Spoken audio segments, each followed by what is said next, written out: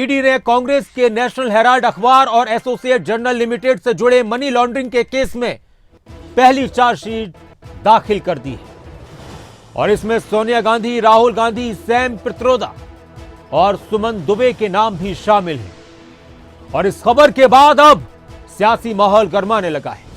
National Herald money laundering मामले में कांग्रेस सांसद राहुल गांधी, कांग्रेस सांसद सोनिया गांधी, कांग्रेस के ओवरसीज प्रमुख सैम पित्रोदा के खिलाफ दिल्ली के राउज एवेन्यू कोर्ट में प्रोसिक्यूशन कंप्लेंट चार्जशीट दाखिल कर दी गई है। इस मामले में प्रवर्तन निदेशालय ईडी ने दोषारोपण पत्र में सुमन दुबे और अन्य लोगों का नाम भी शामिल किया है।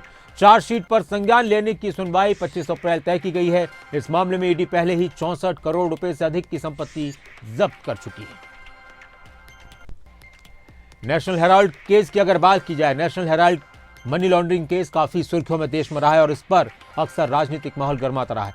National Herald money laundering case Indian limited, associate journal limited AJL और नेशनल हेराल्ड अखबार के बीच लेन देन से जुड़ा है।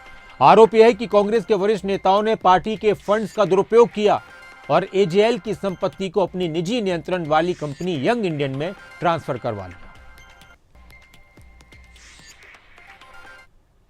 It's nothing. All the questions which I've answered before are being answered again. It's no issue.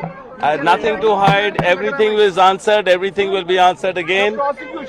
It's nothing. All the questions which I've answered before are being answered again. It's no issue. I had nothing to hide. Everything was answered. Everything will be answered.